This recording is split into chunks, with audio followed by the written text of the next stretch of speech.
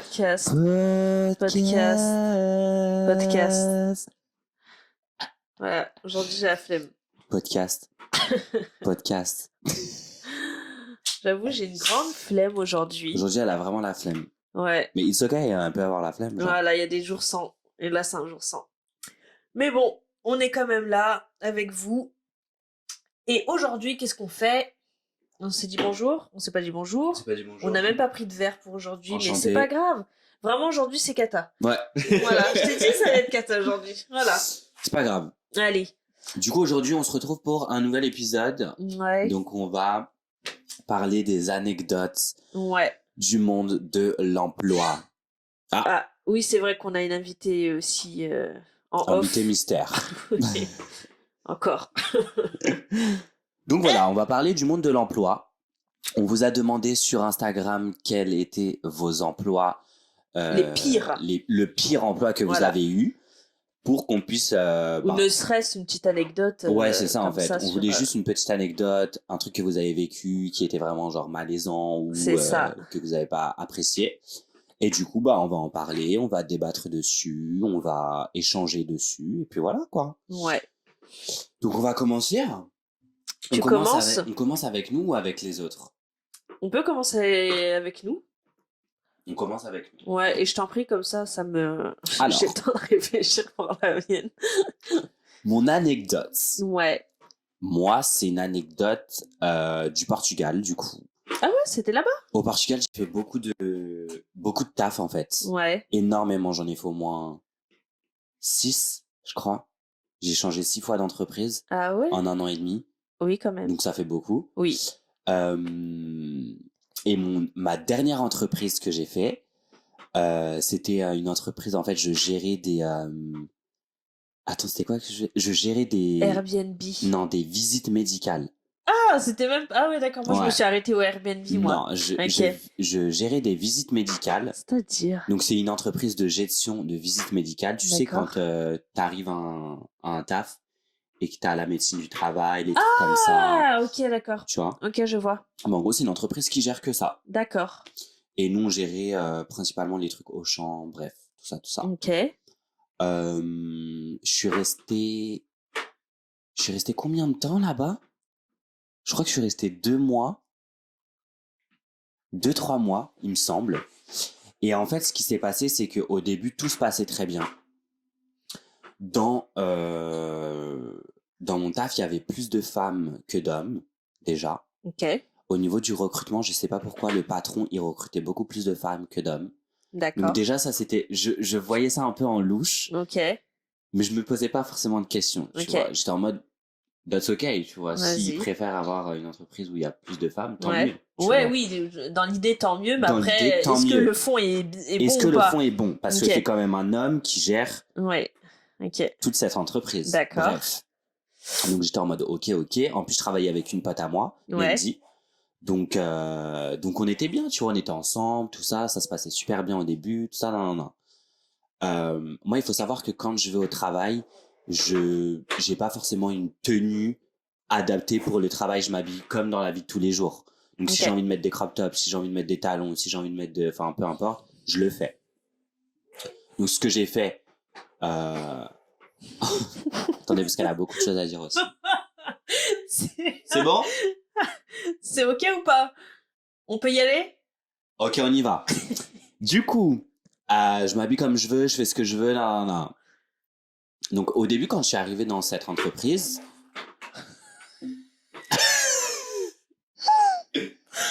Yes. En plus, en vrai, on l'entend parce que dans les dernières vidéos, je savais pas si on allait l'entendre, mais on l'entend très très bien au final. Bien. Donc, écoutez, voilà. Vous allez l'entendre, en fait, c'est tout. Comme ça. Bref, du coup, quand je suis rentré dans l'entreprise, j'ai commencé directement à mettre mes petits crop tops, à être dans mon mood, etc. Je voyais qu'on me disait rien, donc j'étais content. J'étais en mode, trop bien, genre, enfin une entreprise où je vais pouvoir être libre. Être libre, tout simplement. Ok. Les mois passent. Et là, un jour, mon patron, il m'attrape. Et il me dit, oui, tu sais, Owen, je te l'ai pas dit et tout, mais il faudrait que tu ne mettes pas de crop top parce que ce n'est pas autorisé. Il faut savoir que j'étais dans un bureau, qu'on n'avait aucun échange avec des clients. C'était vraiment que des mails, des trucs comme ça. Même téléphone, je le faisais pratiquement pas du tout. Okay. Donc, aucun lien avec... Tu faisais du télétravail, c'était la même chose, quoi. Limite. Exact, mais je faisais du télétravail en plus, tu vois. Je crois qu'il y avait 2 jours et 3 jours en entreprise. Donc, je voyais personne. Donc, quand il m'a dit, oui, il faut que tu arrêtes de mettre tes crop tops et tout, j'étais en mode, c'est pas logique ce que tu me dis. Surtout que certaines meufs viennent en crop top. Oui, c'est ça que j'allais dire. Est-ce que les femmes, elles, pouvaient venir en crop top ou pas? Le truc, c'est que voilà, il y a des femmes qui venaient en crop top aussi. Donc, j'étais en mode, bon, bah, ok, c'est une entreprise qui est grave libre, grave ouverte d'esprit. Ouais. Au final, pas du tout. Non, donc c'était vraiment visé sur toi parce que tu étais un homme qui portait des crop tops. Moi, ça dérangeait, mais eux, les autres, ça dérangeait pas. Ouais. Donc j'étais en mode, ok, bizarre. Ils prévoient une réunion, carrément. Pour ça? Ils prévoient une réunion. Ah, ils vont trop loin. Parce que moi, je lui ai dit non. Tu vois. Oui, d'accord, oui. Moi, ce que je lui ai dit, c'est non. Quand il m'a dit tu arrêtes et tout, je l'ai regardé. Et je lui ai dit, non, j'arrêterai pas parce que je m'habille comme je veux, en fait. C'est bien, t'as raison. Tu vois, genre un t-shirt ou. Qu'on soit d'accord ou pas, mais au moins t'as tes idées, t'as tes opinions. Enfin, je sais pas si c'est pas logique pour moi. Un t-shirt qui est long ou court, c'est la même chose. Bref. Donc de là, il prévoit une réunion, tout ça, avec une autre meuf qui venait d'arriver et qui était manager et tout aussi. Il m'attrape à 2. C'est-à-dire 2, et moi, je suis tout seul. De là, je me dis, mais attendez. Déjà, je leur explique que c'est pas possible de faire des réunions par rapport à ce genre de problème, parce que ce n'est pas un problème en soi. Et je leur explique que le seul problème qu'ils ont, c'est le problème avec mon identité. Parce que je suis un homme et que ils ne veulent pas voir un homme porter un crop top. Donc j'étais en mode, ouais, mais non, c'est pas possible en fait. Genre, ça peut pas fonctionner comme ça. Donc ce que j'ai fait, c'est que j'ai continué à gazer. J'ai continué à venir avec des crop tops, etc. Le lendemain même de la réunion, je me rappelle, j'ai mis des talons. Je suis arrivé au taf en mode talons, crop top, tout ça. T'en as bien rajouté pour bien les provoquer. Et j'ai fait ça pour justement voir si c'était vraiment mon identité qui causait problème. Ouais, bien sûr. Et oui, forcément, c'était ça parce que quand je suis arrivé le lendemain, mon patron, il m'a regardé en mode, t'es sérieux, genre? T'as vraiment fait ça? Donc oui, je l'ai regardé en mode, oui, t'as très bien vu ce que j'ai fait. Oui, c'est mon style, c'est comme ça. Et 2-3 jours après, je suis arrivé au taf avec mon PC, etc. Enfin bref, tout ce qu'il y avait à rendre. J'ai tout jeté sur le bureau et j'ai dit, allez, bisous. Bye bye, je m'en vais, je reste pas dans votre entreprise. Vous acceptez pas l'identité des gens, donc forcément, moi, c'est pas possible, ça convient pas avec moi. C'est là où on voit l'évolution de dingue, parce que à l'époque, personne n'aurait osé faire ça. Non, personne. Personne n'aurait osé faire ça. Et rien qu'encore même à mon époque, enfin, à mon époque, je rajoute, mais en tout cas, je sais, dans les boulots que j'ai fait, les gens n'osaient pas faire ce genre. Pour moins que ça, vraiment pour moins que ça, les gens n'osaient pas. Vraiment, le patron, c'était la hantise des gens. Quand il te dit quelque chose, t'es en mode, ah putain, merde et tout. Non, en fait. Moi, ça se passe pas comme ça, ma chérie. C'est un peu le même truc que j'ai eu, enfin, pas par rapport à ma tenue vestimentaire, mais genre, tu sais, je sentais que le patron était, c'est le patron, quoi. Tout le monde a un peu peur de lui, tu vois. Et puis moi, c'était la première semaine, le gars m'embrouille devant tout le monde, devant les clients et tout. Ah, ça, je peux pas. J'avais même pas tort, en plus. C'est ça le pire. Et au final, sur le coup, j'ai laissé. Le lendemain, il a voulu revenir. Là, j'ai dit, c'est mort, mon coco. Là, tu vas savoir qui je suis. Forcément, c'est hors de question. C'est mort. Mais du coup, moi, c'était un de mes premiers tafs. C'était pas le premier réellement, mais un de mes premiers. En tout cas, mon premier CDI. Ok. Et en fait, j'ai pas une anecdote précise parce qu'en fait, c'était tout long. C'était vraiment... c'était la généralité du taf en soi. Oh là. C'est vraiment la mentalité à l'ancienne, tu sais, où tu vas au taf, tu fais ce qu'on te dit, tu fermes ta bouche, on te dit quelque chose, t'as même pas répliqué, tu fermes ta bouche. Je peux pas. Mais ça, pour moi, c'est de l'esclavage. Mais bien sûr que c'est de l'esclavage. C'est de l'esclavage moderne, genre. Mais bien sûr. Et bref, moi, en réalité, dans quasi, pas tous, mais beaucoup de mes tafs, c'était comme ça. Mais lui, comme c'était le premier, il était un peu plus marquant, tu vois, parce qu'après, t'es rodé, tu vois, donc tu sais...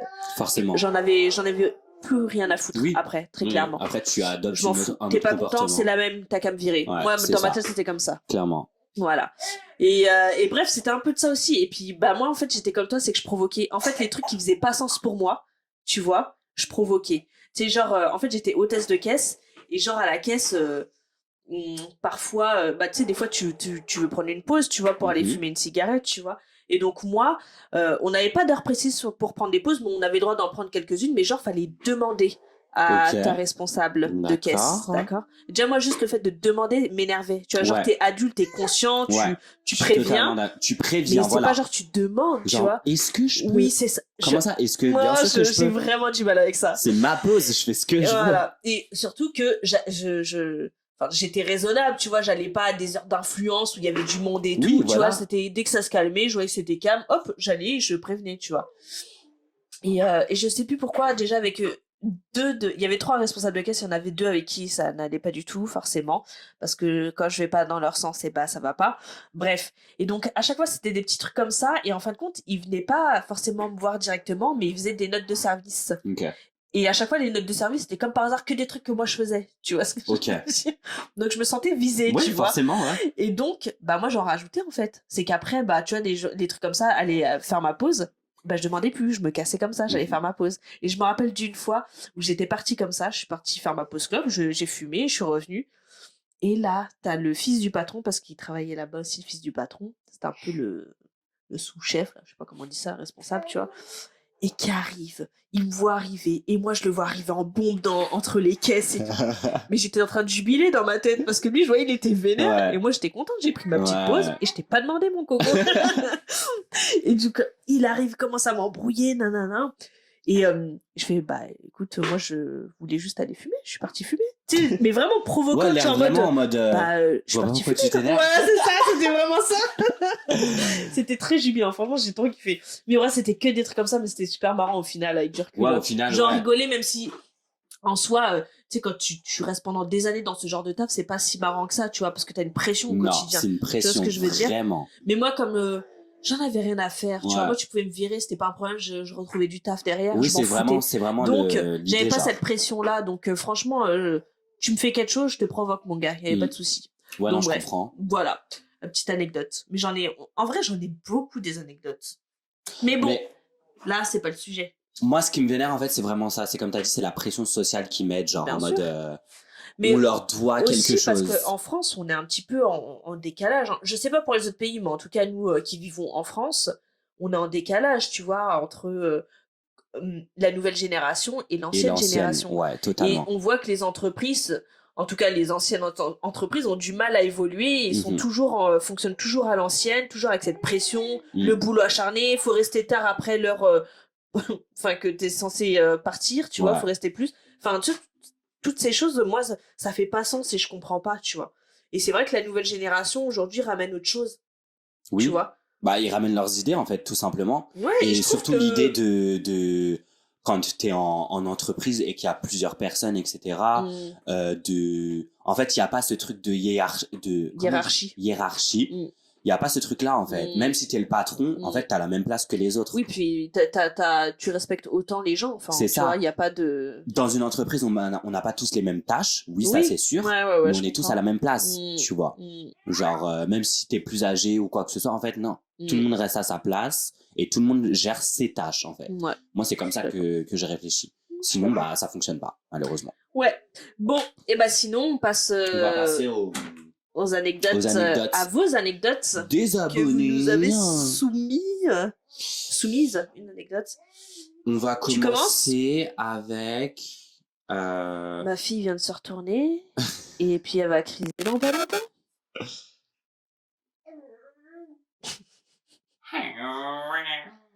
Allez, let's go. On va commencer avec tu dis les noms? Ouais, je pense, hein. Ah bon? Ouais, bah en tout cas celui-là je peux le dire. On va commencer avec l'anecdote d'Alexia. Ok, d'accord, ok. Ouais, Alexia qui est ma meilleure amie. Ouais, donc ça va, ça tu sais que tu peux le dire. Donc cette anecdote c'était au Portugal aussi. C'était une entreprise. Attendez, je sais même plus c'était quelle entreprise qu'elle m'a dit. Ah oui, c'était une entreprise où on gérait. C'était une mutuelle. Je sais, tu travaillais là-bas. Ouais, je travaillais avec elle du coup. Okay. On travaillait ensemble. On a réussi à faire la même formation des mêmes dates et tout pour rentrer en même temps, etc. Bref, on avait tout géré pour être ensemble. Okay. Donc, on était dans une entreprise où on gérait une mutuelle. Donc, service client d'une mutuelle. Mais c'était pas... on n'a pas eu de problème avec notre projet en soi, donc le projet de la mutuelle. On a eu un problème avec la RH de l'entreprise. Ok.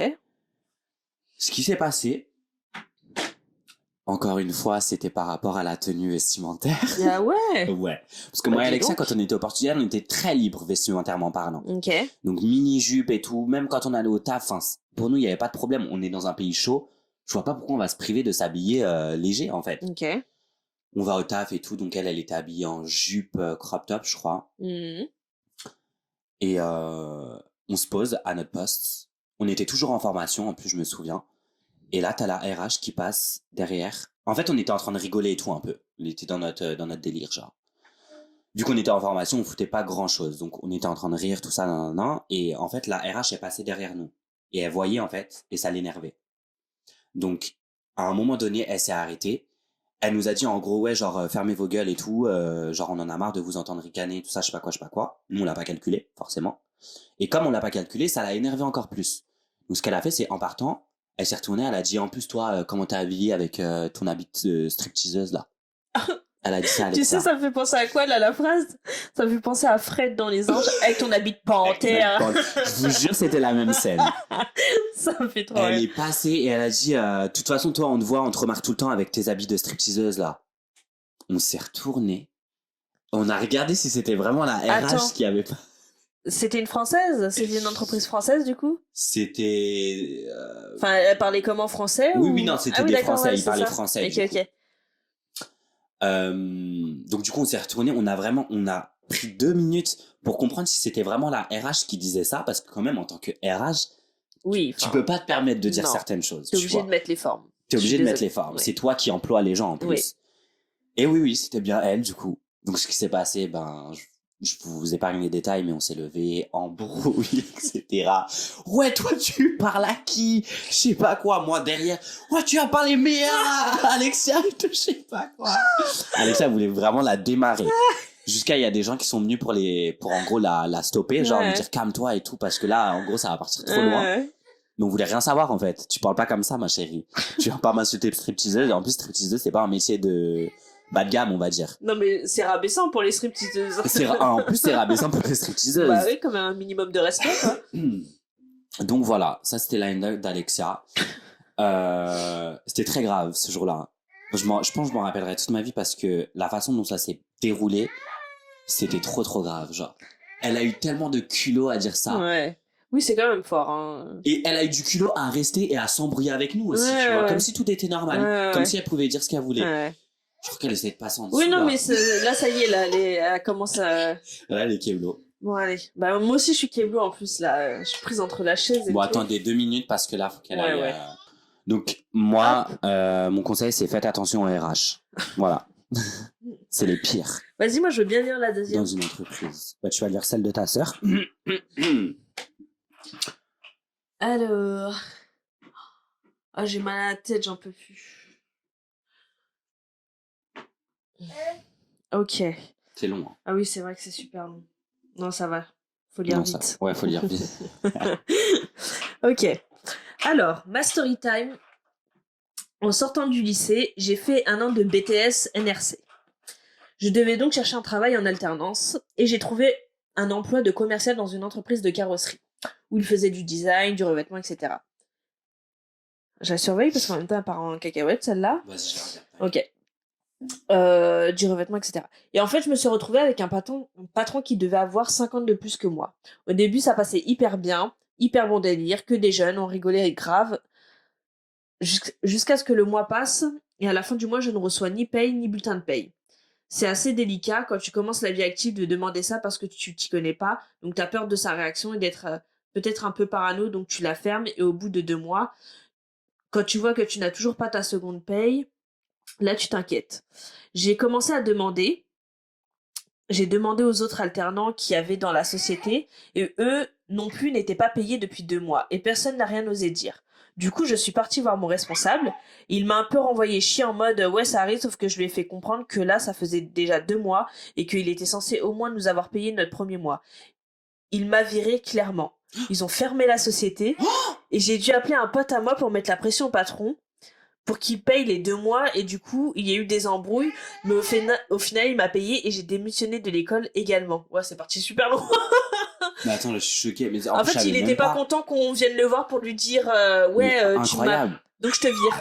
Incroyable. Mais le pire, c'est que il vire et il ferme l'entreprise. Ouais. Donc ça veut dire. Mais c'est que ça allait mal en fait, c'est que l'entreprise elle exactement. allait mal. Parce que si t'arrives pas à payer tes employés et que tu fermes tout de suite après. L'entreprise c'est qu'elle va très très mal. Bah oui, c'est ça. Mais ça c'est chaud. Hein. Ça, ouais, c'est hyper mais chaud. Enfin pour moi, en tant que patron, tu fais preuve d'honnêteté, tu le dis aux gens. Oui, forcément. Mais dans tous les cas. Je pense que dans ces moments-là, justement, le patron, il doit pas savoir où se foutre, vu que ça va tellement mal dans son entreprise. Bah oui, mais déjà, t'en parles. Et je te jure que les gens sont plus compréhensifs. Bah oui, bien sûr.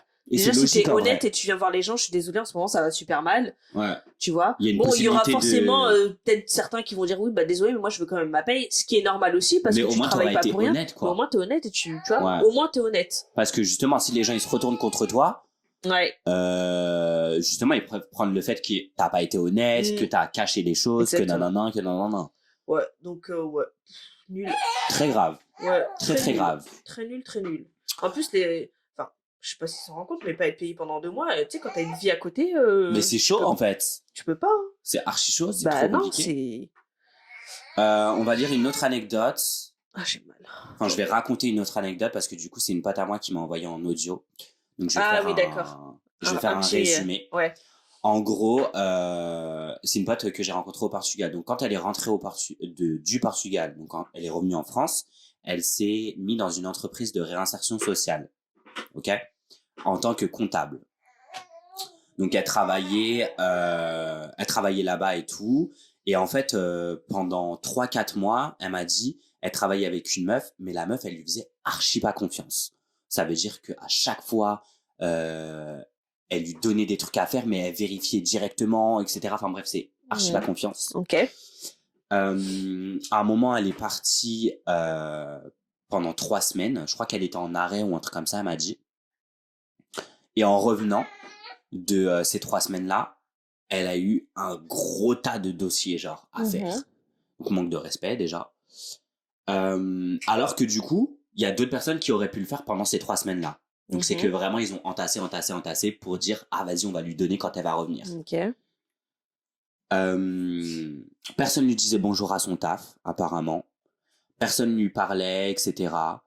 Elle a eu recours à la médecine du travail pour faire des arrêts parce qu'elle se sentait archi pas bien mentalement, même physiquement et tout. Enfin, c'était archi dur. Bah, normal. Apparemment, la médecine du travail voulait pas l'arrêter. Comme si t'étais une pestiférée, quoi, ton taf. C'est ça. Apparemment, la médecine du travail n'a pas voulu l'aider. Donc, ils ont pas voulu l'arrêter plus que certains jours, on va dire.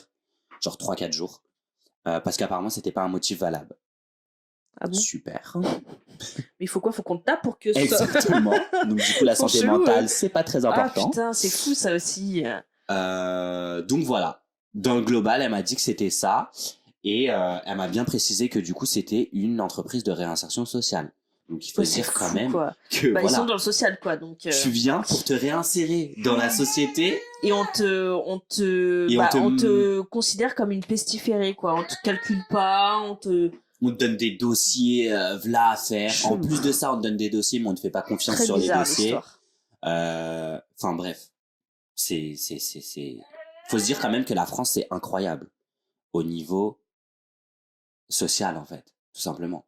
Moi, je trouve ça très grave d'arriver à un point où même les entreprises de réinsertion sociale, ben elles sont pas faites pour être bien en fait et se sentir à l'aise là où tu taffes. Donc ouais, archi compliqué. Ouais, pas foufou. Voilà. Est-ce qu'on a une dernière petite anecdote ou pas? Je vais regarder ce qu'on a eu.